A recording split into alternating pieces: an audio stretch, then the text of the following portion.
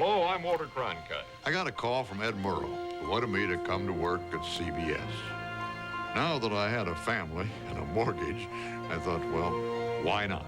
Good evening, everyone. Here is the news. So that was the beginning. This is Walter Cronkite. Our interview with the senator will be entirely unrehearsed. Oh, I'm glad to see you. Well, it's good to be with you. Tension is mounting here at Cape Canaveral. Everything we did was for the first time. And you were there. Behind me, you see the course of the Explorer. Walter was one of the big guys in those days, to me. I think it's too far down for that now. He was very demanding of himself, and ergo, he was demanding of us. Hell no, we won't go! Hell no, The American people were confused. The firing still goes on. They were confounded by what was going on, even as I was. But the only rational way out then will be to negotiate. I recall that LBJ said, if I've lost Walter Cronkite, I've lost the war. Up, up, up, everybody. It's your birthday. Getting out in the open air, particularly in the summertime, the spring, the fall, boy, that's living. President Eisenhower this morning is back at... Mrs. Eisenhower grabbed Betsy's hand and said, "My dear, is Ike going to drive?" President Reagan today. Reagan was funny and loved a good joke. The dirtier, the better. It's an honor to meet you, Mr. Cronkite. Call me Walter. You dirty rat! You get up there, why don't you? I said, "Tell me, Frank, what about these allegations of mafia connections?" Wham! We have ignition. An indescribable day here at America's spaceport. Oh, it's terrific. In the hostile environment of outer space. I must confess, I flunked physics. I studied like the devil to understand that Just fly stuff. away this way.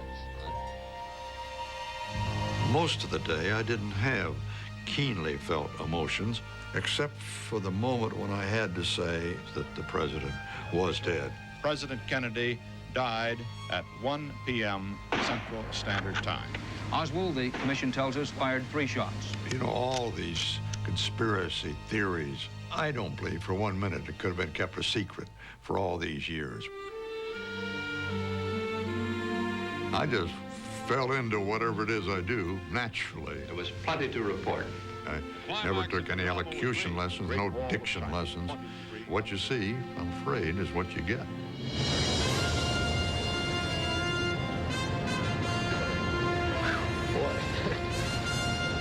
Man on the way to the moon. This is a CBS News special, Cronkite Remembers, with Walter Cronkite, his family, and his friends. All his life, when everybody was agonizing over what they wanted to be when they grew up, that's all he ever wanted to be, was a reporter.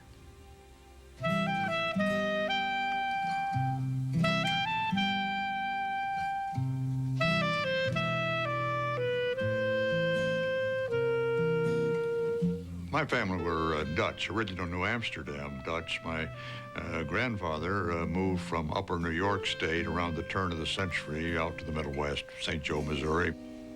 My grandfather was a dentist, as was my father. I was born in St. Joe in 1916. We moved to Kansas City when I was 2.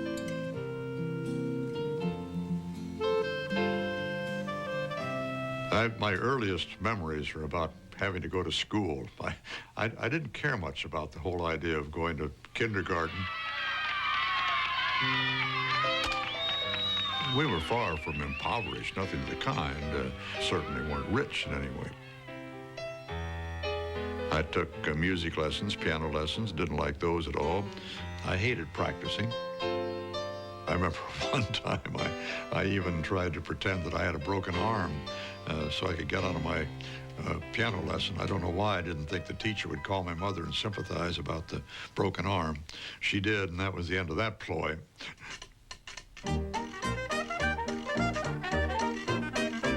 My mother and father were part of the post-World War I jazz generation, if you please, kind of living it up. They were very good parents, paid a lot of attention to me, an only child, probably too much. For Prohibition came in 1920. I had nothing to do with it. I was only 3 years old at the time. But a few years later, the revenuers raided a house right down the block from us. Turned out to be a major bootleg operation. I remember them out there breaking those bottles in the driveway and the liquor flowing down the gutter. My father was absolutely devastated. I got a taste of the news business fairly early on. At 6 or something, I delivered magazines, and then later on I sold newspapers on the street, had a newspaper route. I remember when President Harding died, and I couldn't wait to tell somebody else. I rushed down the street with a copy of the paper to my friend Albert Darling, and I said, Albert, look at that picture. That's the last picture you'll ever see of President Harding. Proved that I could be both pontifical and wrong very early in life.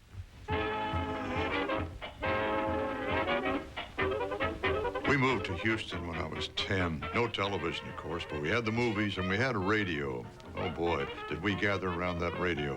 Fibber McGee and Molly, and, Amos and Andy, Lone Ranger. They were regulars. I particularly remember a movie called Wings. Boy, those flying sequences of World War I fighter planes buzzing about. The pilots could see each other out the cockpit, and scarves flying, the helmets. And, oh, it made a major impression on me.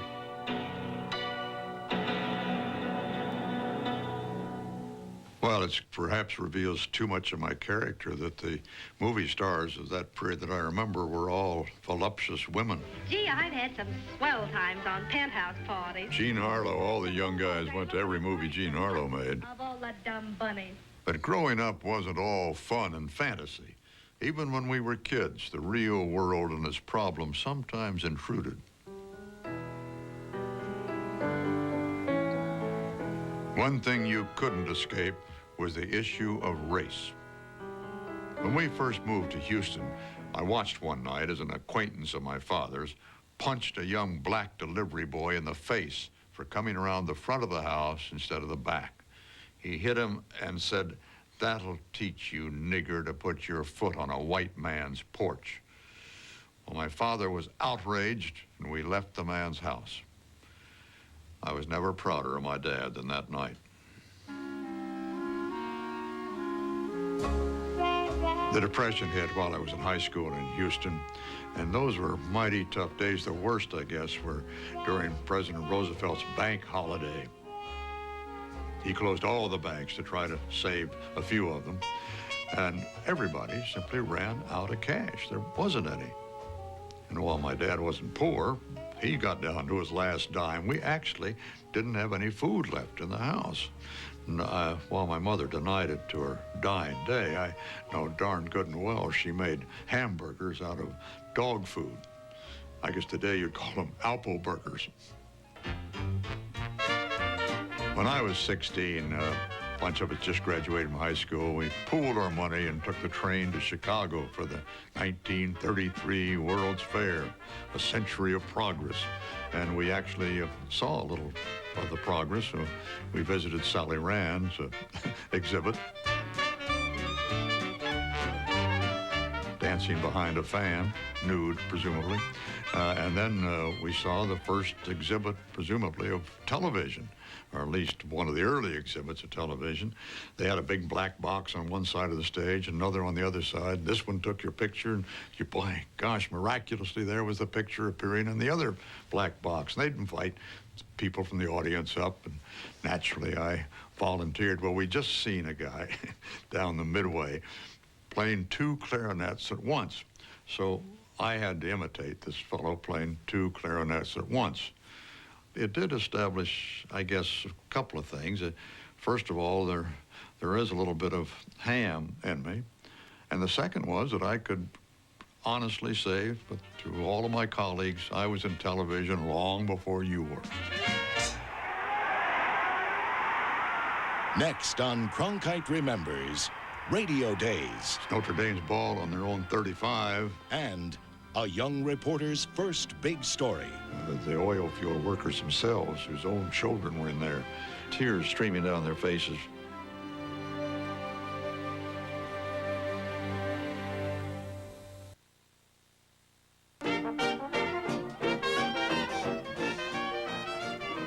Walter Cronkite and I met at the University of Texas. When I first arrived as a freshman, I found that I was constantly being called on by the professors, not because they wanted any information from me, they just wanted to hear a Brooklyn accent. And I think the same thing happened to Walter, who came from Kansas City.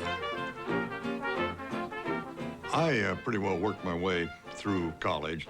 Seems to me I always had 2 or 3 jobs going at the same time. I corresponded for the Houston Post, campus correspondent.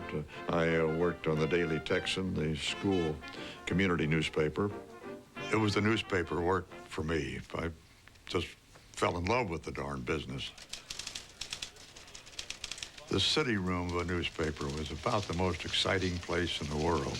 It was noisy, typewriters going, teletype machines going, and when the presses rolled, the whole building shook. I loved it. I was briefly a picture snatcher for the Houston Press. I was ordered to get a picture of a young lady who'd been killed in an auto crash that had some scandalous overtones, married man involved or something of the kind. And I was sent out to the rather modest home of this woman, but there was nobody home. And this was the day when nobody locked their doors. It was a screen door, and I could see through the screen door a picture of a young lady there on the piano. And I figured, well, that's obviously our object of the search. So I just helped myself. I went in, got the picture, intending to return it, naturally. But I got it to the Houston Press, and we printed it. The only problem was that there was a wrong woman. The paper had sent me to the wrong address. That's what saved my skin. A news flash. It's LaGuardia by a landslide. Hello, everyone. Boat Carter speaking. I got my first broadcasting job while I was at the University of Texas in Austin. It was a station called KNOW. Kidnapping of the Lindbergh baby. I talked my way into a job doing sports reports, mostly baseball scores in the late afternoon. Your last-minute headline news. There were a couple of wonderful moments when the station ran out of commercial announcers and shoved me into the spot as a very willing substitute.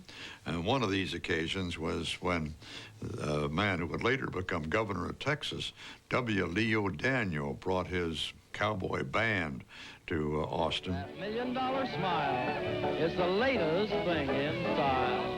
You got all this cacophonous cowboy western music, and I stood there and said, W. Leo Daniel and his light crust doughboys are on the air. Woohoo! Greatest moment of radio. And I got that $1 million smile. At one point, there was an opening for a staff announcer at KNOW. I applied for the job, but the manager of the station said he was afraid I'd never make a radio announcer.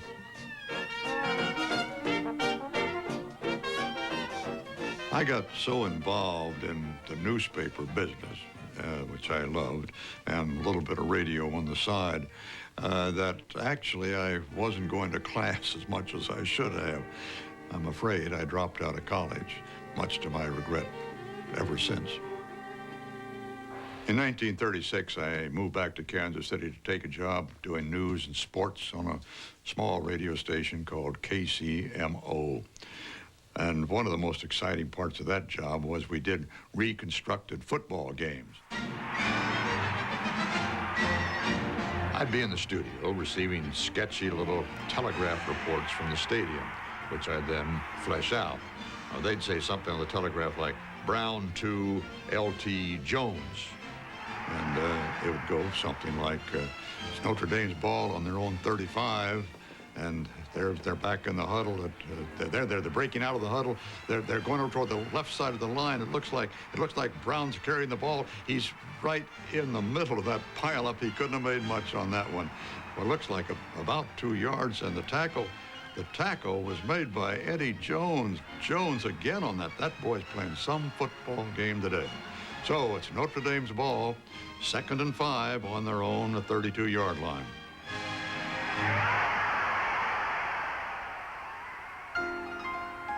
There came the day at KCMO when down the corridor, and I could see her coming, the most gorgeous creature I'd ever seen in my life, an absolutely sensational redhead. Her name was Betsy Maxwell. I was, for some strange reason, rather shy about meeting her. Several days went by when I was wondering how I was going to accomplish that very important task, when the two of us were suddenly cast in a commercial. They handed us each a script, and he read his part, and I read my part. And I say, well, hello, Angel. What heaven did you drop from? And then the girl says, I'm not an angel. I was just a stranger in town. Boy, you look like an angel. Girl, that's because I used Richard Hudnut Cosmetics.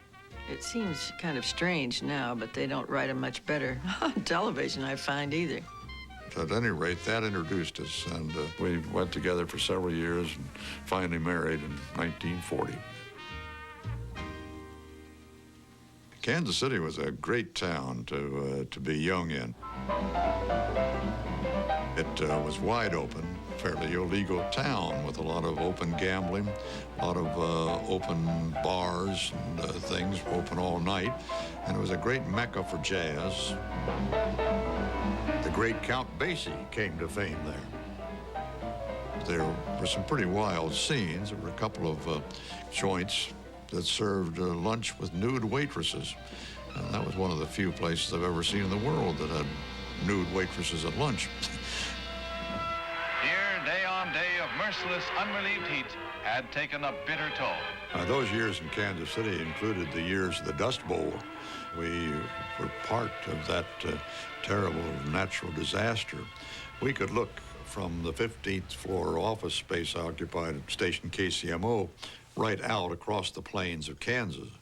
And we watched every day these terrible dust clouds forming out there. And sometimes they swept into Kansas City itself. When they did, it was choking.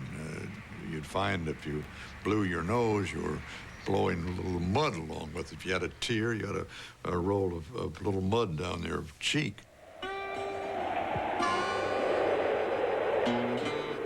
A lot of the farmers who had to leave their land came into Kansas City on their first stop. Many of them joined that great westward movement that was depicted by John Steinbeck so famously, with the Okies moving out to California. Get me London, United Press Bureau. Make it snappy. After a year or so there at KCMO, I went back to my first love, newspapering. Here's a flight, Joe. I got a job at the United Press Wire Service. Get Washington on the phone. Find out who's aboard I don't the think Panay there's and give us the anything list like right away. press service work. You've got a deadline literally every minute with a couple of thousand clients around the world. You've got to be accurate. You've got to be fast. It's just one of the most exciting businesses that can be. Flash! My first really big story was in 1937. I covered the explosion of the school in New London, Texas. In the ghastly ruins of a Texas school is written the most appalling disaster of its kind in American history. I was the first press service man on the scene, and here under these, the glare of these oil field lights, the oil field workers themselves, whose own children were in there, tears streaming down their faces, their hands bloodied from tearing at this masonry, getting at these kids. Only 5 minutes remained before dismissal time when the explosion came, which in a moment wrought such havoc as to shock the entire nation. Gas was probably the cause. I had learned, even before that event, that you've got to get the story as quickly as possible. Everybody, with each retelling of any experience, alters it just a little bit. So you've got to get to it as quickly as you can. It was really a ghastly scene and, of course, a major news story for days. In a clearly desperate effort to find feature material when I was with United Press in Kansas City, I took to going to the burlesque house, strictly professional, you understand. But I met some fascinating characters there, naturally. One of them was a stripper named Hinda Wasu. I remember on one occasion I was asking Hinda, we weren't quite in the war yet, I said, Miss Wasu, what do you think burlesque part will be in maintaining wartime morale? And she grabbed my coat lapel like Lyndon Johnson did in later years, pulled us together and said, "Let me tell you something, sonny boy. The morals behind a burlesque stage are just as good as the morals at Radio City."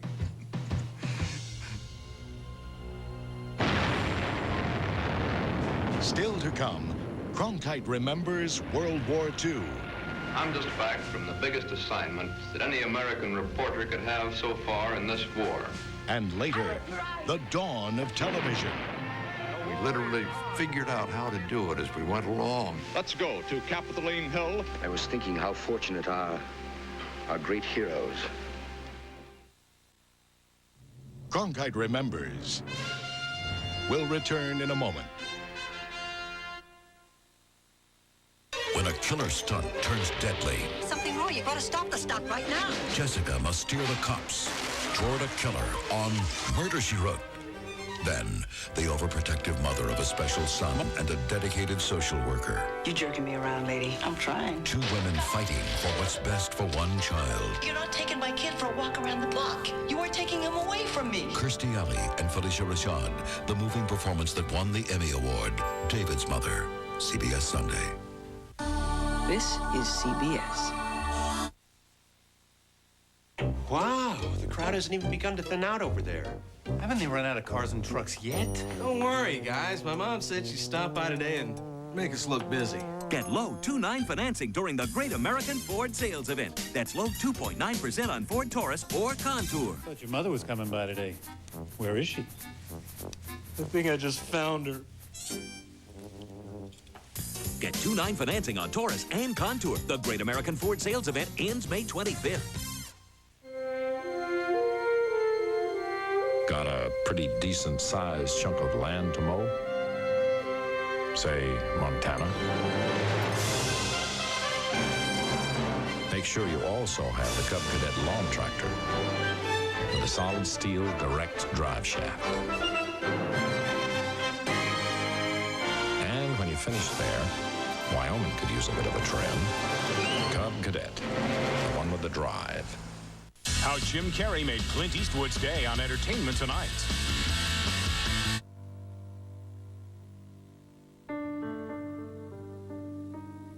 My father was in World War I. He volunteered shortly after we got in the war, went overseas as a dental surgeon, served in the same battalion with Harry Truman, as a matter of fact. He didn't talk much about the war, but I wondered sort of why. I kind of wanted to hear war stories. There were very few that he ever mentioned. Soldiers don't talk about their war experiences much. I found that with World War II. When you come back from a war, there's no way to explain the horror of it to civilians who haven't experienced it. And after one or two attempts, you see their eyes sort of glaze over, and they can't really associate any of their experience with anything that you've gone through. So from there on out, you kind of shut up. I went off to war as a United Press correspondent shortly after Pearl Harbor. I was 25 at the time. Walter was one of the big guys in those days to me. I thought he was forever old. I didn't realize he wasn't much older than I was at the time. He seemed like the quintessential newspaper man to me. The big story then, with the Battle of the North Atlantic, and I went out on convoy duty.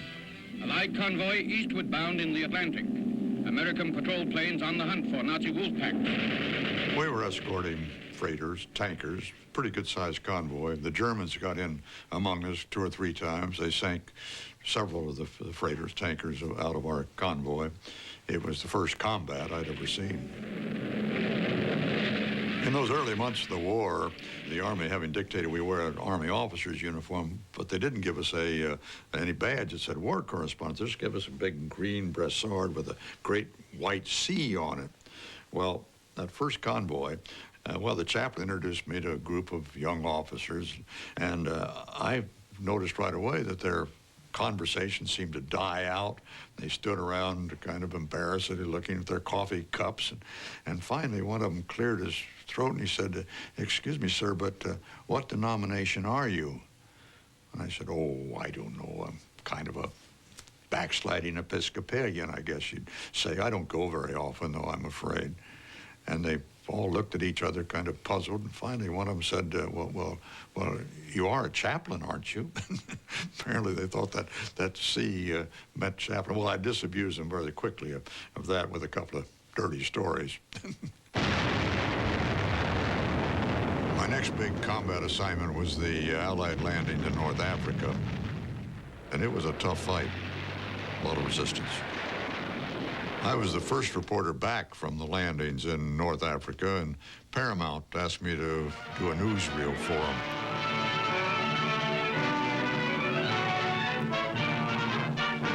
I never had any real nervousness about appearing before a camera. I'm just back from the biggest assignment that any American reporter could have so far in this war, covering the occupation of North Africa by American troops. I represented the United Press, and when we were permitted to write, there was plenty to report. These first films from Algiers tell the story of what long-distance war means in terms of ships, supplies, and men. I never took any elocution lessons, no diction lessons. What you see, I'm afraid, is what you get. When the 8th Air Force began bombing Germany in 1943, they finally agreed to take along a few specially trained correspondents. Here we were, roughly their age. We were just writing about them, and these aircraft would come back with dead and wounded on board. And we were embarrassed, and we decided that the thing to do was to go on a raid ourselves. So it ended up there were 6 of us. And one of the things they taught us was how to use a .20 caliber machine gun. They decided, I guess, that we might as well be useful up there. And I had a great seat in the bombardier's nose, and Flying Fortress I flew in, manning the starboard gun. We had Focke-Wulf's and Messerschmitts fighting us for 2.5 hours on that mission, plus an awful lot of flak. We didn't get hit, obviously very happy to say, but several planes did. I think, if I remember, we lost about 11 planes out of something like 60 that made the mission. Pretty heavy loss. The greatest war crimes trial in modern history proceeds at Nuremberg. The trial of the top Nazis at Nuremberg was one of the really exceptional experiences of our time, I think, that any correspondent could have. Worldwide News Service. We sat there in that courtroom, just a few feet, those of us in the front row, from Goering, Hess, and Ribbentrop, and Schacht, and von Schirach, and so forth, on down the line. Newsreel films of mass murders, ghastly evidence that should have stirred even the conscience of Goering. The prosecutors made their case, of course, with the seized Nazi documents and those terrible pictures of the concentration camps. 12 million men, women, and children have died murdered. It was a tough story to write. It just simply seemed so unbelievable. I mean, as you wrote the thing, you said, who's going to believe this? The war plotters and arch-gangster killers of the Nazi hierarchy. Some of them were sniveling. Gosh, you couldn't stand them. Stryker, Jew baiter, terrible man. He wanted to get up there and personally cut his throat. Hess was obviously mad as a hatter. Absolutely insane. The drama ends. The ringleaders follow many of their lesser henchmen to the gallows.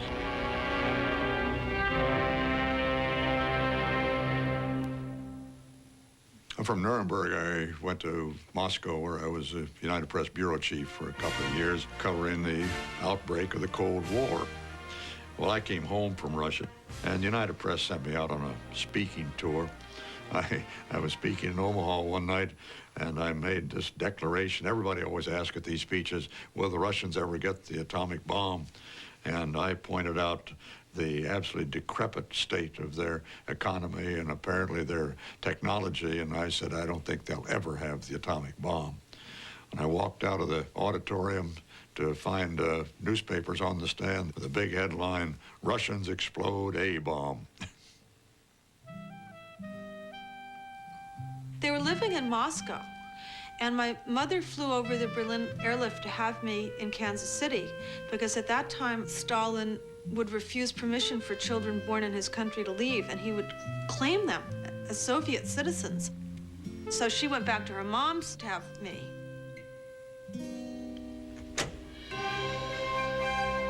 Good evening, everyone. Here is the news. Next, Cronkite Remembers.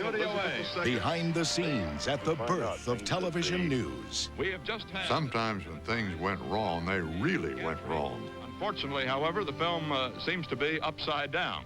If we can get it right side up in time, we'll take a look at it for you.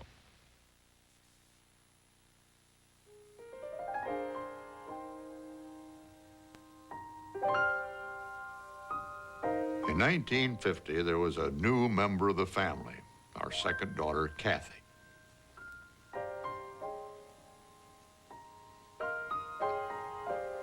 We moved to Washington, and I was doing some reporting for a string of Midwest radio stations. I got a call from Ed Murrow, who wanted me to come to work at CBS. Hello, America. This is Ed Murrow speaking from London. I'd known Ed in England during the war. He'd tried to hire me then, but I chose to stay with United Press. But now that I had a family and a mortgage, when Ed called again offering pretty good money, I thought, well, why not? I figured if things didn't work out at CBS, I could always go back to United Press. Hello, I'm Walter Cronkite. So that was the beginning. Anchoring the news and covering the news, first on that CBS station in Washington, and then on the network from New York. President Eisenhower this morning is back at his vacation White House. I remember his first Sunday evening news. And left almost immediately for a round of golf. He went through it just like that, and messed up his name when he came to the end. He said, "This is Walter Cronkite." We thought, well, if he can't even pronounce his name, he doesn't have much future in this business. The climax of the drama was reached when those early days of television had to be about as exciting an assignment as anybody could ever have, any news person. Behind me, you see the course of the Explorer, the American answer to the challenge of the Russian Sputniks. We literally figured out how to do it as we went along. The satellite itself is this part here. In that is packed all of the instruments which are now reporting back to Earth, and will continue to, as we've heard, for perhaps months to come. You have to remember, this was long before the days of mini-cams and instant communications. TV equipment was bulky, and it was temperamental, too. To an old newspaper man, it was like carrying a printing press around on your back all the time. There were no satellites to get pictures from overseas. So we faced quite a challenge in covering the coronation of Queen Elizabeth in 1953. I covered it in London, and we figured out a real Rube Goldberg plan for getting film of that big event back across the Atlantic and onto the air here. We are waiting here at Logan International Airport for the arrival of the first coronation films to be shown in the United States. They are coming in from Goose Bay, Labrador, directly to this point. Well, we've been watching the skies to the north up here. We haven't seen anything yet. Yeah, there he is. There it comes across.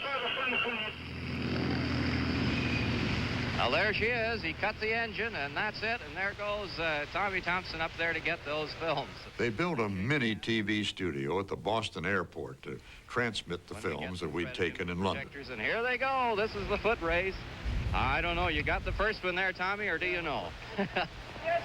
Walter Cronkite reporting from London. Queen Elizabeth II leaves Buckingham Palace through wildly cheering crowds to Westminster Abbey. She's to be crowned Britain's 6th reigning queen. We took cameras where they'd never been before, into the White House, for instance. And this is the diplomatic reception room. Diplomatic reception room used to be a boiler room. This room, Mr. President, is the old kitchen. President Truman was our guide and our piano player. And at one time, we rigged up a live transmission from way out in the middle of nowhere. This is Walter Cronkite, and this is Newsman's Knob on the Yucca Flats. The atomic test site in Nevada. An atomic device of some 15,000 tons dynamite equivalent will be exploded at 5:20 our time. That's 2 minutes and 20 seconds from now. 5, 4, 3, 2, 1, 0. Please stay in your positions until after the shockwave has passed. One of our major purposes today was to find out things that the American people may someday need to know in case an enemy nation should drop a bomb on us. Good evening, everyone. Here is the news from San Francisco. After I'd been around a while, learning the ropes, CBS decided to do a morning show to compete with NBC's Today Show. And they made me the anchor man. It was a news variety program, you know the type, and for a brief time, I kind of co-starred with Charlemagne the Lion and some other puppets. I traveled around on a big promotional tour for the show, doing a few things I suppose dignified news people might scoff at. But I also was learning a lot about how broadcasting works. Winston tastes good like a cigarette should. I actually did commercials on that morning show for the first time, and the last time, as it turned out. Tastes good like a cigarette should. As I got to the motto line, I said, and Winston tastes good, as a cigarette should. Well, my gracious, the bells lighted up in the control room, and I was summoned over to see the sponsor and the ad agency, a huge meeting. Why did you foul up the motto line? Why did you do that? What were you thinking of? I said, I was thinking of good grammar. So you ought to read, Winston tastes good as a cigarette should. When we think of a motto, we like the motto like it is, and you're to do it like that. Which created quite a crisis and ended up with my not doing commercials on television. We have just had, I've been advised, some film in from the Defense Department. Sometimes when things went wrong, they really went wrong. And here it is. This is the Explorer as it is being moved to the gantry.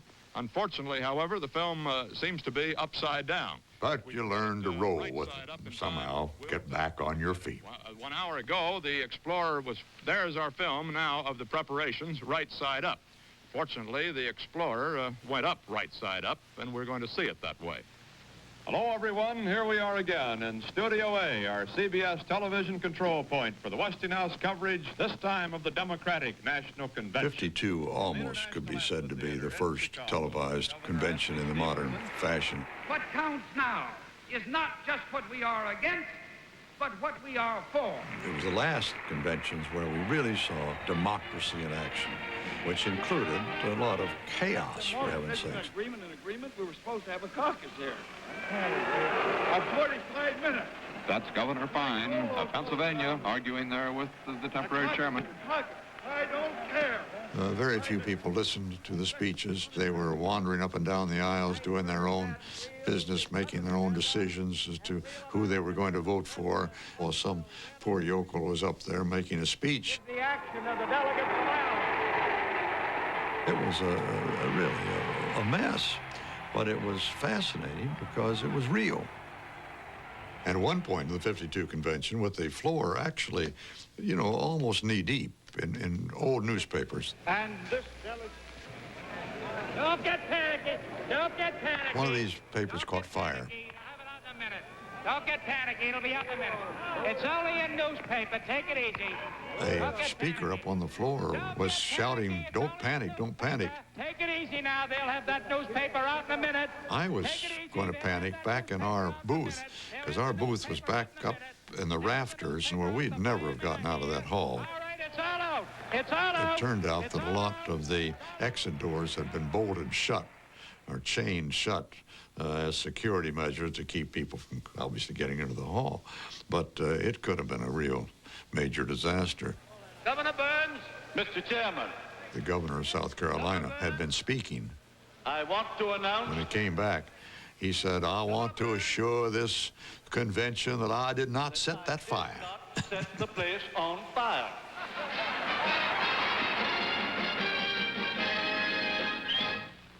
I'm Walter Cronkite. By 1956, the parties were cleaning up that appearance in the hall. To present to this convention as a candidate for President of the United States. So the story changed as far as the civics lesson goes. Adlai E. Stevenson. We now have these shows that are put on by the political parties, and you don't really see much of what the real philosophical story is. The assassination of Julius Caesar. You are there. Walter Cronkite reporting March 15th, the 710th year after the founding of the city of Rome. And in those early days, we experimented with a lot of programs that weren't strictly news. Let's go to Capitoline Hill and Harry Marble. The most famous was a show that actually started on radio. I was thinking how fortunate our... Built on the conceit that our CBS correspondents could cover the great events of history. Senator Fabius, how do you stand on Caesar's legislative program? My father was a slave. Today, I'm a senator in Rome. We called it You Are There, and it had a good long run, over 4 years. I was right. We burned Joan of Arc at the stake. We sank the Titanic. We fired the first shot at Fort Sumter. Just a moment now. We do have our unit at the Biograph Theater now. Let's switch there. Harry Marble reporting. The first 2 years were done live from New York. Mr. Brown. Since we aired on Sundays, when many Broadway plays were dark, we got a lot of fine actors. They were eager to learn a bit about this new thing called television. Are you sure it's Dillinger? No comment. Why did you let him go into the theater?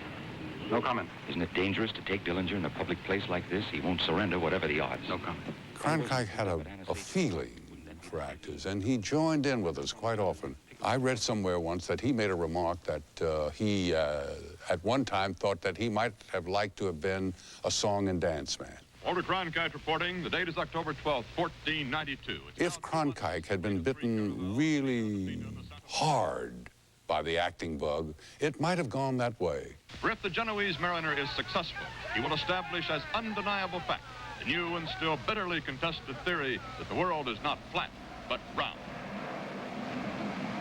Land. What sort of day was it? A day like all days, filled with those events that alter and illuminate our times. And you were there. When we return, Cronkite remembers Ted Baxter. Call me Walter. Old Blue Eyes. You make me feel so young. I said, tell me, Frank, what about these allegations of mafia connections? Wham! And the Beatles.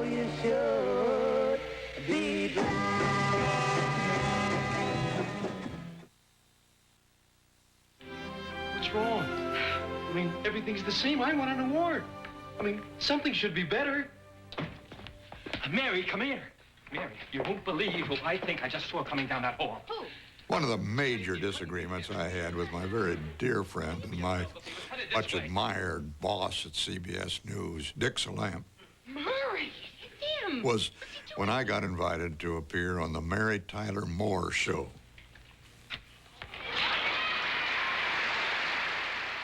And he had this serious philosophic objection to anybody in the news area appearing on an entertainment show. I think he's expecting me. We argued about it, and he finally yielded. Walter Cronkite. I went out, and I loved doing it. Ted Baxter, Walter Cronkite.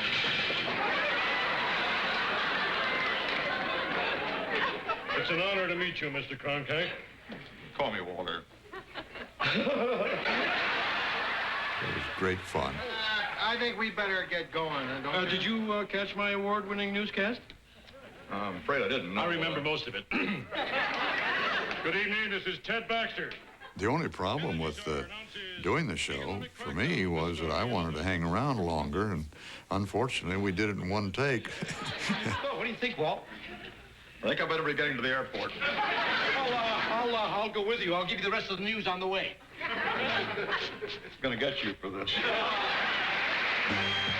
Cronkite Remembers will return in a moment.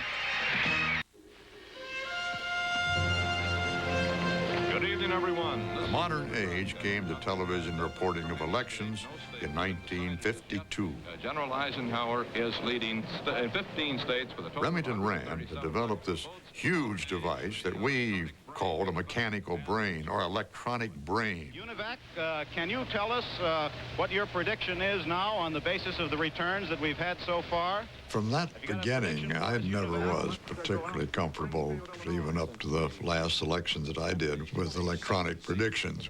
It just seemed wrong to me to sit back and say that on a very few votes you could determine who was going to win an election. And it turns out, of course, you can. According to our CBS News estimate, President Nixon has been reelected. I've met all of America's presidents since Herbert Hoover, and I've known some of them pretty well.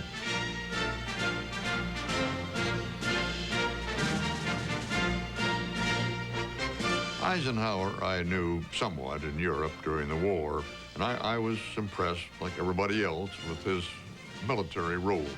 But when Ike came to be president, I was one of those who joined in the common wisdom of the moment among White House correspondents that Ike wasn't really clued into all that was going on in the White House there. He kind of ran it as a staff organization like the military. Well, I was totally disabused of that idea when we at CBS did his memoirs.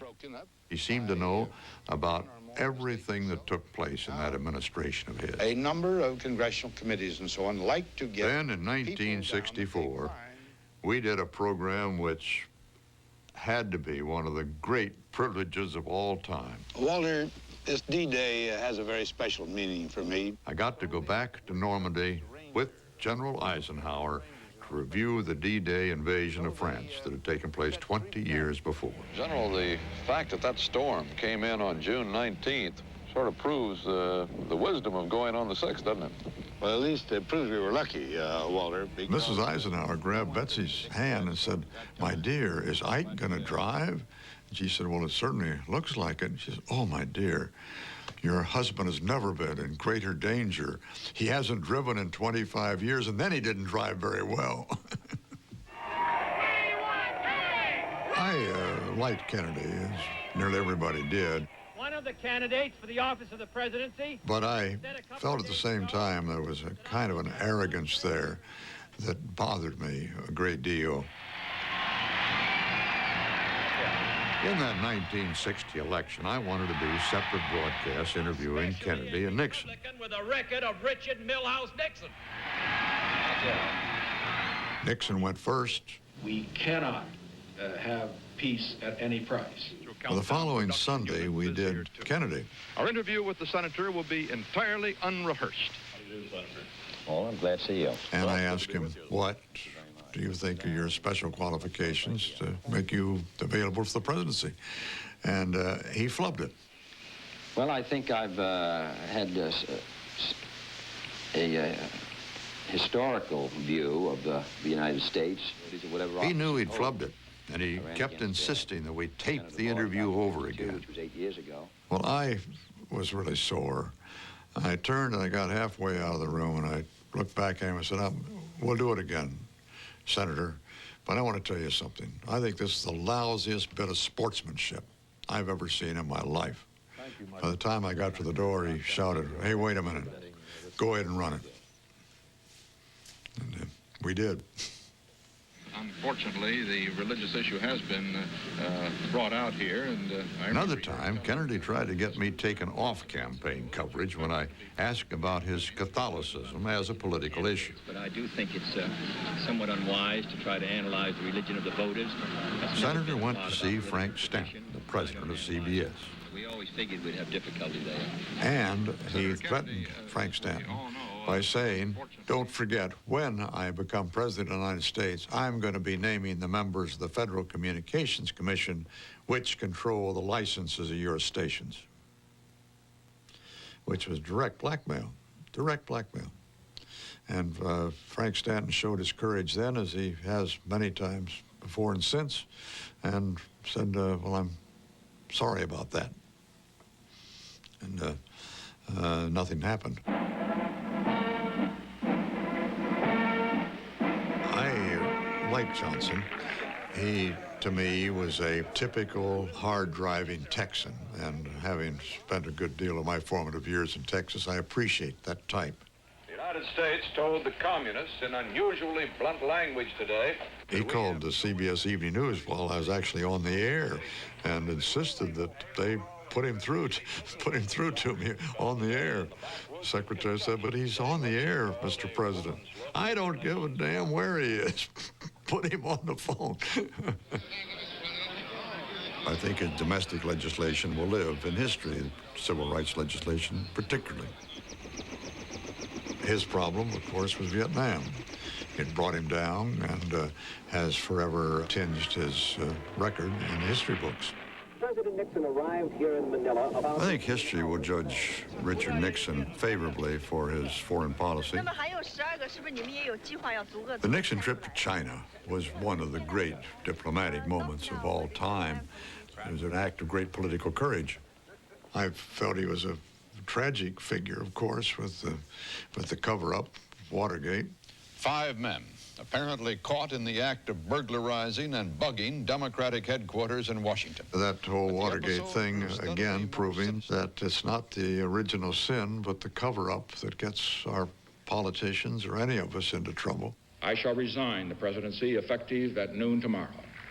People understand making mistakes, but they don't understand lying about them afterwards. I first met Ronald Reagan during the California presidential primary in 1964. He wasn't in politics at all at that point, but he was the crowd warmer-upper for Barry Goldwater, who was speaking at Knott's Berry Farm. It's an amusement park south of Los Angeles. Well, as Goldwater was beginning his speech, Reagan came down, and he stood next to us in the press down there, and standing right next to me. And I was looking around at this crowd of Goldwater fans with their crazy hats and their pom-poms and their little signs and all that junk, and I turned to another reporter and said, "This isn't Knott's Berry Farm, it's Barry's Nut Farm." Well, Reagan overheard it, and he started laughing, and then he stopped, just dead stopped, and he turned to look at me, and he said, "I don't think that's very funny." Reagan was an exceedingly likable guy, just a heck of a nice fellow, despite his politics. He was funny and loved a good joke. The dirtier, I'm afraid, the more ethnic, the better. I don't think he brought very much to the presidency except charisma and success. Fly me to the moon. Let me play among those stars. I've rubbed elbows with a few showbiz people in my time, too. Like on Jupiter and Mars. Frank Sinatra became quite a close friend and remained so. This was despite an interview that he granted to me. I said, "Tell me, Frank, what about these allegations of mafia connections?" Wham! He got up a seat, stormed out, called to his attorney and said, "Come with me." And when they came out, they'd reached a compromise where if I asked him a couple of questions phrased with some delicacy, he would answer about it. It has been uttered and printed so many times, and we just can't continue to try to fight something that has no basis, because you just tire of it after a while. You make me feel so young. You make me feel like spring has sprung. Yeah. I don't think there's any question that Frank was absolutely incredible talent. We all know that. But his personal behavior became obnoxious at times, partly under the influence of drink, I think. He was a very warm human being. Why he had this ugly temperamental side, I don't fathom. I don't know. With a love like that, you know you should be glad. Then there were the Beatles. It's a little-known fact that Ed Sullivan discovered the Beatles on the CBS Evening News.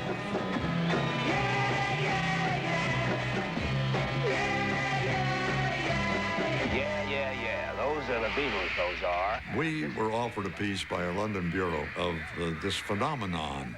So we put it on the air one night. Well, my gosh, we were hardly off the air. Then Ed himself was on the phone to me. We were good friends, and Ed said, Walter, tell me about those kids. Tell me about those kids. What kids, Ed? You know, those kids you just had on the air. Those, what do you call them, the Buggles or the Beatles or something? Ladies and gentlemen, the Beatles. Close your eyes and I'll kiss you. Well, anyway, that was the beginning. He just picked them up and brought them to the United States. My two teenage daughters were invited backstage for that first appearance. I don't think up to that time they really cared very much what their father did, but I suddenly was a hero in their eyes. People always ask, you know, well, what are the perks and privileges of being Walter Cronkite's daughter? And obviously that was kind of a big one. I remember dressing up all sexy and my mother making me change. That was horrible. I hated that. But that's one of my most vivid memories of the whole thing, is my mother making me change my clothes. You know, to see those pictures, first of all, we looked like such geeks. I can't believe it. I think it's too far down for that, Donna. All right. Next, Cronkite remembers Dallas, 1963. I'll never forget that bulletin. It simply said, shots rang out today as President Kennedy's motorcade toured downtown Dallas. We just have a report from our correspondent, Dan, in Dallas, that he has confirmed that President Kennedy is dead. There is still no official confirmation of this, however. It's a report from our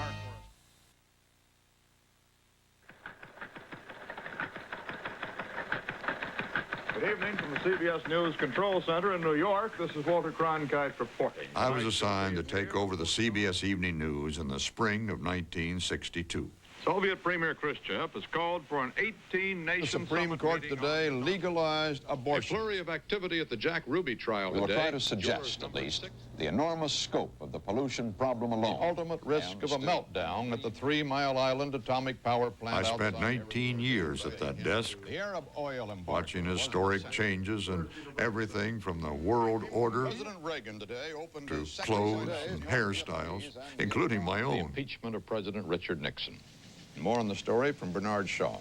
Habib said if he was tougher than my Marine Corps drill instructors, but in terms of a living, breathing example of how to do the job, he's my beacon. In Alabama today, Governor Wallace ringed a public school with state troops to delay integration ordered by a federal court. The 60s, undoubtedly, were the most turbulent decade of this century. I have a dream.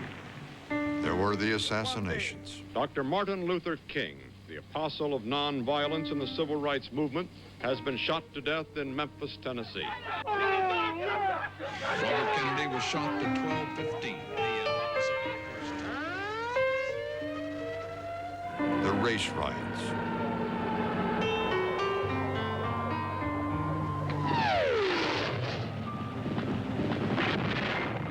The Vietnam War. It was an incredible decade. The 60s also brought the rather full flowering, I think, of television news. Perhaps partly inspired by the coverage of the Kennedy assassination and aftermath. I think it's too far down for that, Donna. All right. You know what I mean? In those days, I spent my entire lunch hour right at the news desk. I just happened to be standing right at the United Press ticker when Merriman Smith, their White House correspondent's first bulletin, cleared the wires. I'll never forget that bulletin. It simply said, Dallas, shots rang out today as President Kennedy's motorcade toured downtown Dallas. I said, let's get on the air, shouting it, of course, across the newsroom. And I gave it a great deal of thought, Grandpa. Here is a bulletin from CBS News. From there on, we were on camera the rest of the day. This picture has just been transmitted by wire. It was amazing that I really lost entire contact with my immediate surroundings in the sense that I didn't realize I was in shirt sleeves. Let's go back. Prayers, we understand, are underway. The fact is that any news person at a time like that is not really aware of anything except getting the story out. Our man Dan Rather in Dallas reported that. People asked me about my emotions during that day. Well, most of the day I didn't have keenly felt emotions. Looking for the assassin. A report has it that the man has been arrested, that he was operating from a second-floor window. The only time was actually when I had to announce that the president was dead officially, that we knew he was gone. Dinner meeting there. From Dallas, Texas, the flash, apparently official, President Kennedy died at 1 p.m. Central Standard Time, 2 o'clock Eastern Standard Time, some 38 minutes ago. And I almost lost it there. Vice President Lyndon Johnson has left the hospital in Dallas, but we do not know to where he has proceeded. Presumably, he will be taking the oath of office shortly and become... You know, I've thought many times that it must have been far worse to receive this news at home and have nothing to do but just listen to these terrible details unfolding one by one. As this tragic day goes on. Finally, Charles Collingwood took over to give me a bit of a break. Well, I went into my office. I picked up the phone, trying to call Betsy. When I grabbed it, I realized somebody's on the line, and then this voice came, this very Park Avenue voice. Hello, hello, hello. I'd like to speak to somebody in charge of CBS News. And I said, well, you're speaking to CBS News. And she said, well, I'd like to complain about your having on the air at this time that Walter Cronkite crying his crocodile tears when we all know he hated John Kennedy. Well, I never hated John Kennedy in the first place, but to hear this kind of a complaint, I said, Madam, what is your name? And she gave me one of those hyphenated names. I don't know, you know, Mildred Smith or something, the kind, or Smith Johnson. And I said, Mrs. Smith Johnson, you're talking to Walter Cronkite, and you, madam, are a damned idiot. And hung up the phone. This is a CBS News inquiry. There were so many questions asked about the Warren Commission report on the assassination. This is what a rifleman would see from a sixth-floor window. We spent a lot of money in those days, over $1 million, to do a special investigation. Oswald, the commission tells us, fired 3 shots. But is there more to this story than the Warren report ever discovered? And we established, to our satisfaction, that a single gunman could have fired off 3 shots in time. That the shadows on the little grassy knoll were not people, but something else, that there were only 3 shots. We set out to try to prove that Warren Commission was wrong. All we did was prove this right. Did Lee Harvey Oswald shoot President Kennedy? I think all the evidence points to Lee Harvey Oswald as the single assassin, maybe with one accomplice, although I rather doubt that. The man was brought immediately to police headquarters. I don't know, but this grandiose conspiracy, this Oliver Stone junk, absolute junk that guy perpetrated on an unsuspecting generation, planted thoughts about Lyndon Johnson himself plotting the assassination, making a hero out of Garrison, the attorney in New Orleans, who came close to being a certified nut.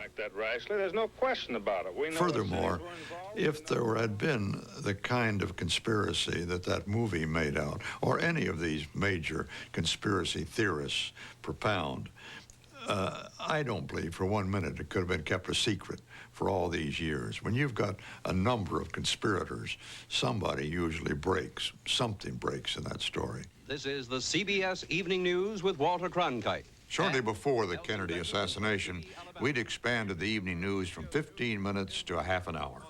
The first broadcast of network television's first daily half-hour news program. When we went to a half hour, I had the naive idea somehow or other that we were going to have plenty of time on the broadcast to do a little feature story at the end of the broadcast. And if we're going to do a little feature story, then why couldn't I have a signature line?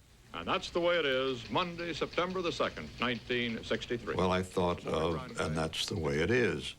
Well, I did it, and Dick Salant, God bless him, our news president at the time just hated it, thought it was an awful idea, tried to talk me out of it, but I kind of got my Dutch up, I guess, and I stuck with it. And that's the way it is. And that's the way it is. That's the way it is. That's the way it is. Thursday, November 30th, 1978. Dick Salant's feeling was that maybe it was a little bit arrogant, suggesting that everything we said was correct, and that was really the way everything was, no possibility of error.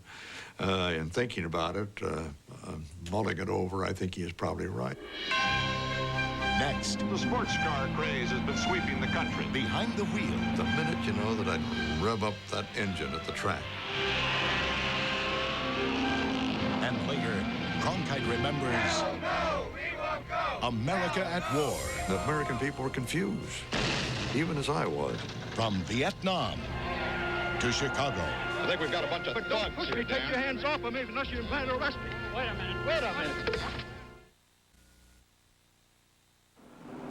This is Walter Cronkite reporting. In the last few years, the sports car craze has been sweeping the country. I always got a thrill, anyone would, out of racing cars. Getting out in the open air, particularly in the summertime, the spring, the fall, boy, that's living. As teenagers in Houston, we used to have illegal jalopy races at an abandoned old wooden track. I started with real sports cars in the 50s. A few days before the race, I began worrying about being in that race. It's just too dangerous, I began to think. And each day got worse and worse as we got toward race day. I keep thinking maybe I can back out, maybe I'll fall down, break my arm, that sort of thing. But the minute you know that I'd get behind the wheel and rev up that engine at the track, all that fear just simply disappeared. Into the corners, hard on the brakes, from over 100 down to 20 perhaps. Gear down from 4th to 3rd and on to 2nd. Then hard on the gas and back up to speed. It became such a passion that I talked CBS into letting me cover some big races. Here in the 19th running of the Grand Prix de Monte Carlo is about to begin. A little bit of a boondoggle there. 3, 2, 1, and away they go. There goes Irving Moss of the rest. It was all great fun for me, but with a wife and 3 children, I thought maybe I'd better take up something that the family could join in. And that's how I started sailing. I remember sailing with my dad, handling the ropes and tying him up when he was taking a nap. The dog would come with us sailing. At the end of the day, I'm always kind of relieved we made it again. I have whole lists of things I'm going to take into the lifeboat when it sinks. I always decided on a bottle of scotch and a bag of oranges and sun cream if I have time. Sailing sort of turns me into Walter Mitty, you know, the James Thurber character who was always imagining himself in some heroic adventure. Or at the helm of my sailboat, I'd always imagine that I'm setting sail with a load of tea for Southampton, maybe, or I'm going to chase down the pirates. Walter Mitty. That's me. Cronkite Remembers will continue.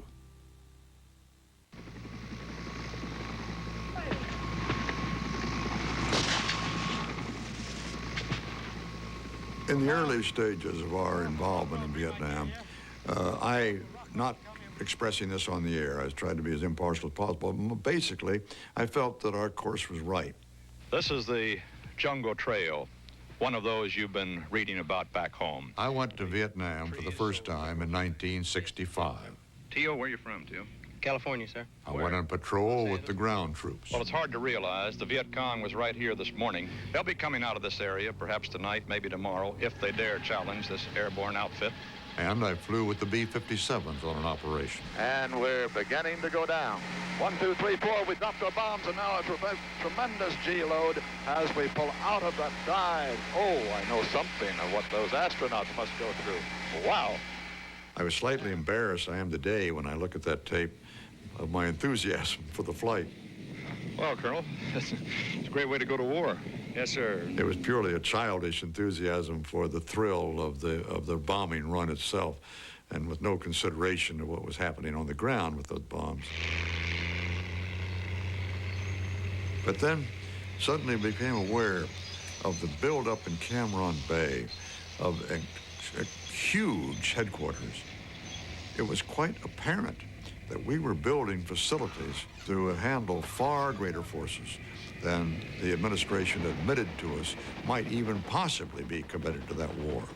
And my assumption at the time was, if we're building it, they must already be in the pipeline. And if they're in the pipeline, then the administration's lying to us.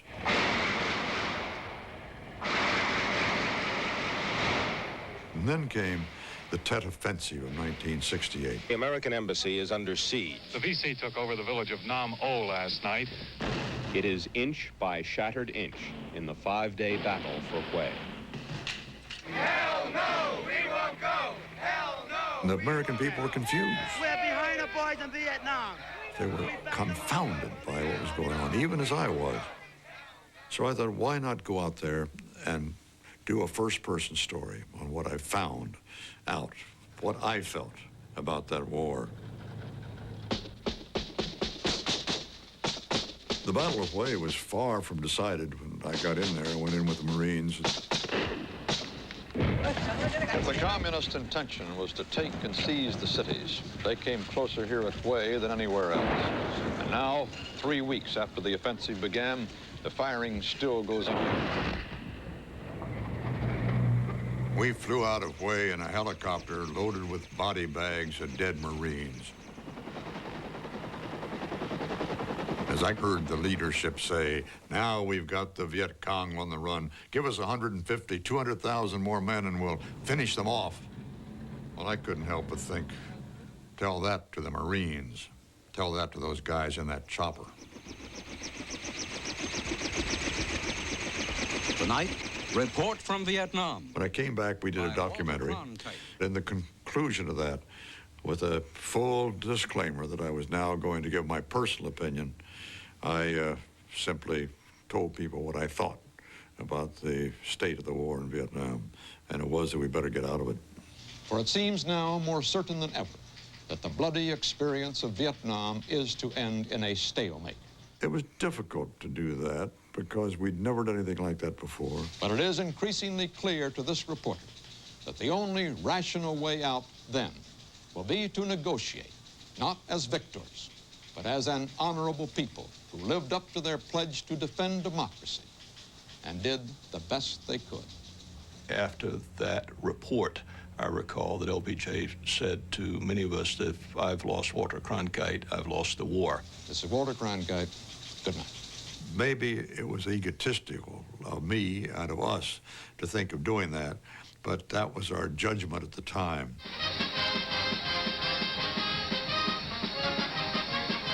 As there is this display of enthusiasm for Vice President Humphrey here in the hall, there has been a display of naked violence in the streets of downtown Chicago, swirling around the Conrad Hilton Hotel. I don't think any of us were really prepared for the extreme bitterness that showed up between the police and the Vietnam protesters at that '68 Democratic Convention.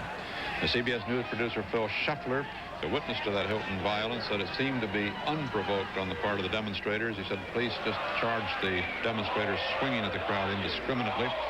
Inside the Hilton, up on the 15th floor, where the Well, Mayor, so far as you know, the police did not respond with undue violence down there? They never do. Our police department is the greatest police department in the United States. Richard Daley was the mayor of Chicago, and he was a very tough machine boss.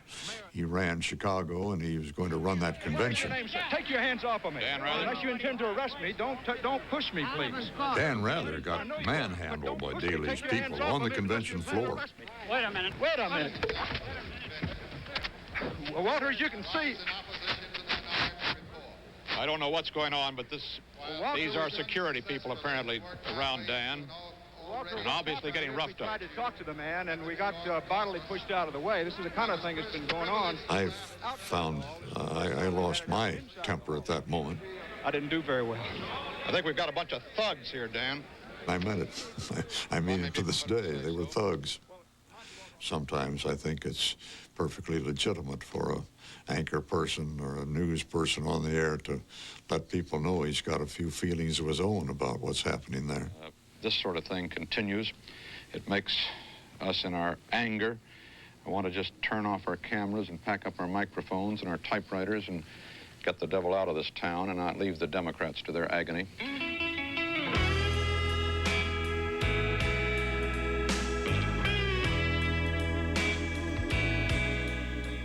The generation gap was clearly apparent in the 60s as the youth revolution took place. The entire moral upheaval that some of us didn't understand and didn't participate in. The dope culture was part of it, of course, rock and roll culture. I think it all really started with the birth control pill, probably, relaxing the morals of the kids.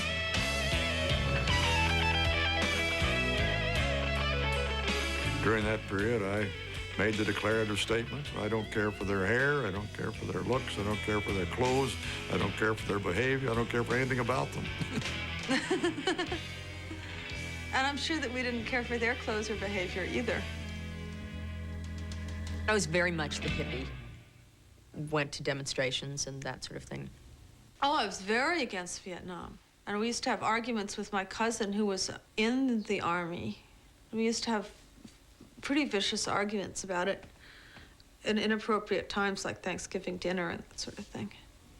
There was that tension of really loving my parents very much and of being pitted against them. I don't think there was ever a more difficult parental period in our history as there was for us who had teenage children in the 1960s. Woodstock is a case in point. That summer of '69, Kathy, our daughter, called us from school and she said, "We've been invited to a concert and I need $5 to go." Mother and I just jumped to a conclusion that this was probably with the New York Philharmonic or some such concert of the type. Then we drove up to our country house, and by the time we got there, we were hearing on radio about this Woodstock. Got up there and turned on the television, and here these people in the mud and naked and... The sun come up the Jefferson Airplane or something. And we thought, wasn't that a terrible thing? Oh, that's just awful for those kids to... Awful. Woodstock, concert. Could that be where Kathy is? I immediately got separated from the group, and for a while, nobody knew who I was. And we started checking around, and we hadn't really completed our check yet until we got the first phone call from her. I'm all right, I'm all right. Turned out she was at Woodstock. When I came home, they never mentioned it. They just didn't want to deal with it at all. We weren't speaking for a while.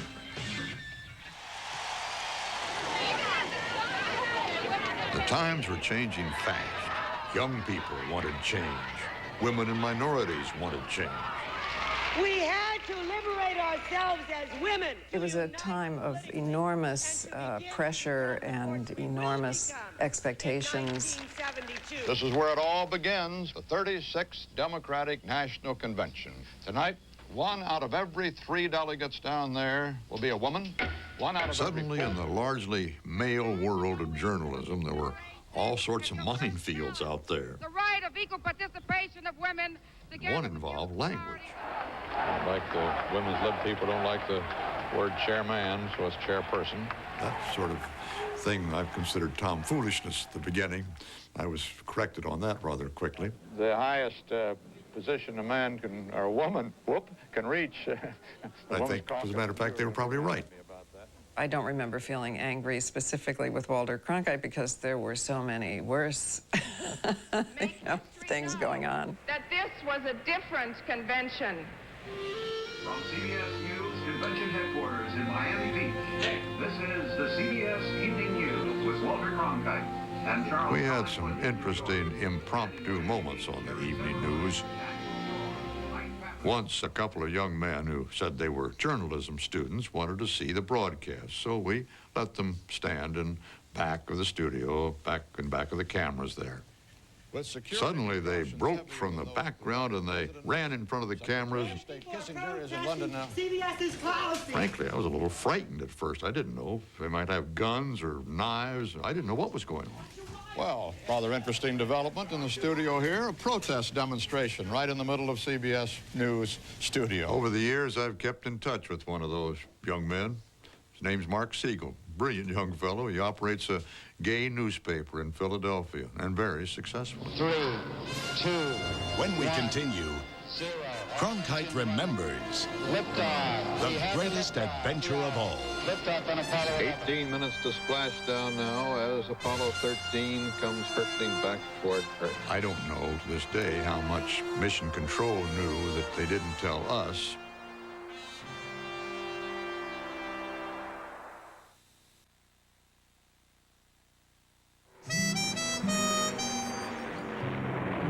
I had my first airplane flight at a very early age, when I was, I think, 6 or 7 years old, perhaps.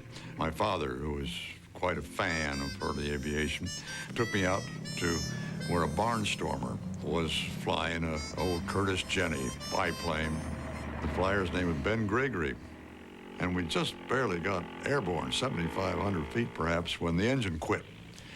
Well, we headed down toward a barbed wire fence. It looked like a disaster was impending, but Ben Gregory managed somehow or other to lift that plane over the fence and into a field of corn stubble, and we were fine. I thought that was the flight. I was just as pleased as could be with it. You know, as youngsters in the 20s, my generation were all airplane happy. We built model airplanes. We followed the exploits of all the pioneers, Lindbergh and Earhart, Wiley, Post. And so when the space program came along, well, that was my story. This is Walter Cronkite reporting from the cabin of a C-131 over Wright-Patterson Air Force Base, Dayton, Ohio. This aircraft is executing a maneuver to make it and everyone in it temporarily weightless. What are the hazards and what are our scientists doing to ensure man's survival in the hostile environment of outer space? This is the lunar roving vehicle, which is the big difference in this flight of Apollo 15. They walked down the path we're following here. He really did his homework extremely well, and of course it showed up in his comments. It just naturally came through. That's a posigrade maneuver, in other words, a forward maneuver to raise his perigee from that 100-mile low point to... You say, well, now here's a guy who just doesn't come down here and read a script at the last minute. He actually studies what's going on. That's at the apogee. They fire at the apogee to raise the perigee. The perigee... I must confess, I flunked physics. My teacher would have been appalled that I was explaining orbital physics, one of the most difficult areas, to a waiting world. Well, I'd worked at it. I studied like the devil to understand that stuff. The time here at Cape Canaveral, 9:31. With the early coverage from the Cape was primitive to the extreme. The Redstone rocket is ready. The Mercury capsule is ready. Commander Alan Shepard, our astronaut, is ready. We broadcast from the back of a station wagon. We just rolled the station wagon out on the press site, they called it. That was all. And Shepard emerges from the van. The first manned flight was the Alan Shepard flight, of course, the Mercury flight on top of Redstone rocket. And some of us have been watching the development of the rocketry program, I think had considerable trepidations about that flight. We'd seen those rockets breaking up, exploding in flight. 5, 4, 3, 2, 1, 0. So it was with particular glee that we were able to watch a successful launch of Shepard on that little suborbital pop downrange. And it appears that this Redstone got away all right. A-OK, full go. There he is. As he emerges from the plane, he is met by Grissom and Sladen. I did get a call from Jack Kennedy, from the president, and approximately 3 weeks after my 16 minutes of spaceflight experience is when he made the announcement. I believe that this nation should commit itself to achieving the goal before this decade is out of landing a man on the moon and returning him safely to the Earth. T-minus 6 minutes and 30 seconds and counting. This is Mercury Control. I don't know any words for this except the trite ones. Tension is mounting here at Cape Canaveral. Grand Central Station in New York. I think that our conquest of space will probably be the most important story of the whole 20th century. Liftoff. Man escaping his environment. Looks like a good flight. Oh, go, baby. MH6 vehicle is still climbing nicely. In those early days of the space program, the early astronauts were all kind of handsome, what you'd think of as almost playboys types. They weren't. I mean, they were quite serious types. The movie The Right Stuff did them great injustice. But they certainly had their light moments. Do you think that... We were all of a family. We grew up together. We all played touch football, went to the bars together at Cocoa Beach. We had a lot of time to kill and got to know each other.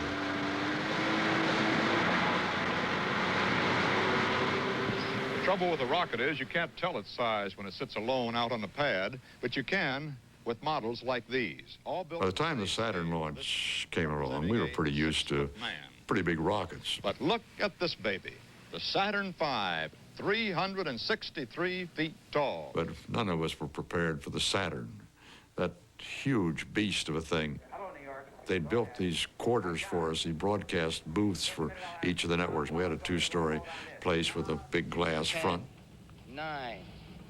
Ignition sequence starts. This first unmanned 5, Saturn 4, went up. We have ignition.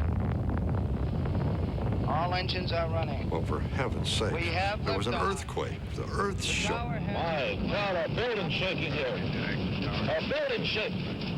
Oh, it's terrific. The building's shaking. We had tiles lying in tracks in the roof. The tracks all bent, and the acoustical tiles were falling all around us. This big glass window is shaking. We're holding it with our hands. I put my hand up to hold that window in place. Look at that rocket go into the clouds at 3,000 feet. It was only afterwards that the glass people came rushing and said, "Don't ever do that again. The glass is made to vibrate. If you stop the vibration, it'll break for sure." Good morning, and it's windy, quite gusty, and cloud covered here at Cape Kennedy. And there's quite a storm area building up to the north of here. There was one day that I took the occasion of a long period of commercials to take a rest stop. And they had erected at one end of the broadcast row there a toilet area. I went to there and used one of the booths. When I got ready to leave, the door had jammed. The lock had jammed on the door. And here I couldn't get out. With that door being tricky like that, I just barely got back on air in time. But I had our art department make up a sign, "Private, David Brinkley." And we went down and hung it on the door. I hoped that maybe he'd come and figure it was really for him and use it and get locked in, but I'd get rid of my opposition that way. That's it. Apollo 11, 1 hour and 16 minutes to the beginning of man's greatest adventure. The landing on the moon presented an interesting emotional challenge for me. I'd had just as much time to prepare for that landing as the space program did. I'd watched it from the beginning. We are indeed pleased here at CBS News to have the distinguished Mercury 7 astronaut Walter Schirra working. Naturally, I had this awe of going on the air with Walter, so I was sort of seeking the father-son guidance from Walter of what can we say? What are you going to say when these men land on the moon? Oh, well, I've considered that quite seriously. I see, Walter. Well, thank you.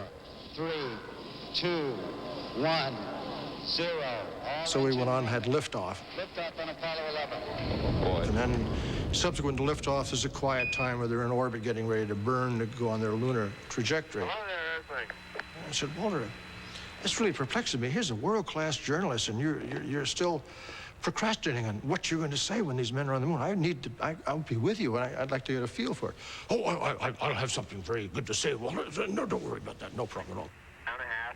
30 seconds forward. And finally, we're approaching lunar landing, and we're off camera, and we're looking at each other, and I said, Walter, what are you going to say? Houston,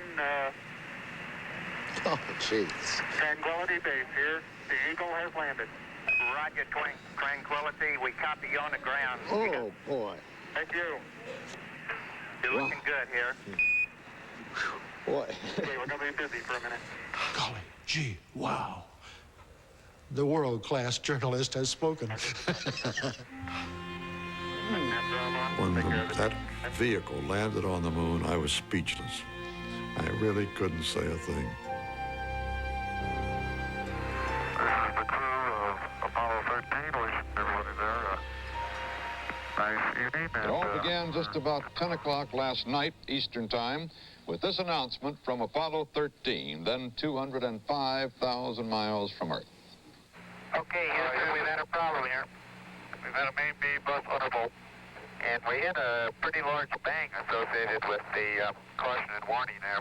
The concerns were many in Apollo 13. One thing that is not known right now is just in what shape are the bolts and the equipment to... I don't know, really, to this day, how much Mission Control knew that they didn't tell us, but obviously it was a very, very critical matter, much more critical than anything we'd had in flight in the whole space program. Wally, are consumables any problem? Oxygen and water. Yet we didn't want to alarm the American public. The facts had to be laid out there, but we had to do it without hysteria.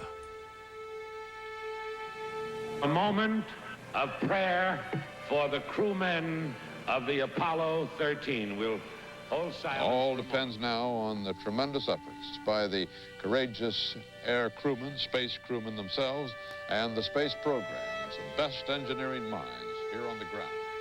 Every step of the flight was in considerable jeopardy. 18 minutes to splashdown now as Apollo 13 comes hurtling back toward Earth. Odyssey Houston standing by, over. Okay, go over.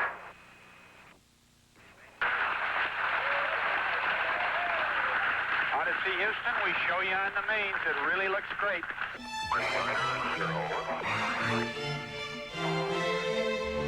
It was an incredible feat, really. Guys, we don't have that much time. I know, Bob.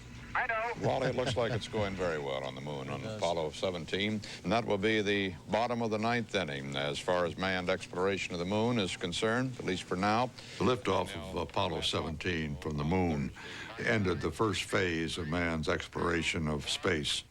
Ignition. Right away, Houston. It was sad in a way, although maybe we didn't know how sad it really was. I mean, at a time when there were a lot of other problems in this country and elsewhere, people were downcast. Everybody there was upcast.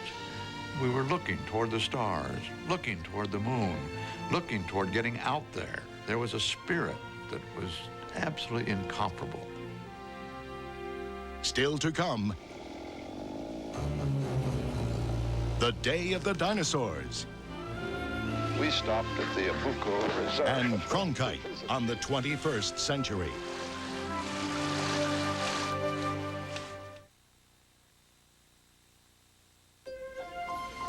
This is my last broadcast as the anchorman of the CBS Evening News. For me, it's a moment for which I long have planned, but which nevertheless comes with some sadness. Since he retired from the Evening News, he's been doing different things. Yet the Hudson cleanup was a major success story. He's done a whole bunch of documentaries. We seem to have an affinity for whales and nature and historical. This skull of Piltdown Man held sway for many years. Travel. We stopped at the Abuko Reserve to visit. He's been doing a series of shows on Discovery with me. We made a series of 12 one-hour public policy shows. We're either going to make up our mind to be competitive or not. Thank you very much, Mr. President. Thank you. Thank you very much. I get a lot of recognition on the street these days from little toddlers around who weren't even born while I was doing the evening news. And it turns out it's all from dinosaurs. I did a 4-hour series on dinosaurs. Did you see that? For a British company, and it was shown here on cable. And little kids keep coming up to me and saying, "You're the dinosaur man."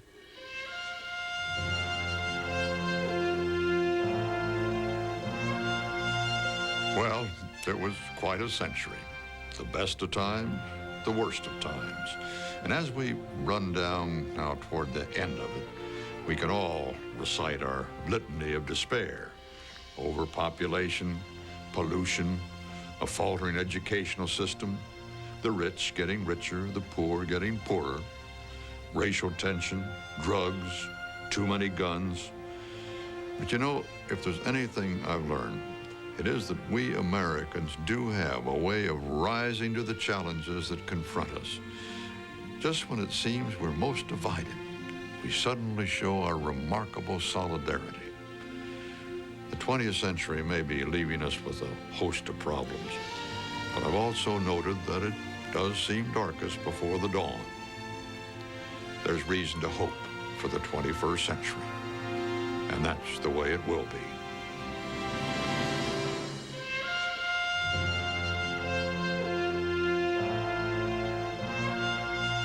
To order a transcript of tonight's broadcast, send $7 to Burrell's Transcripts, Box 7, Livingston, New Jersey, 07039, or call 1-800-777-TEXT.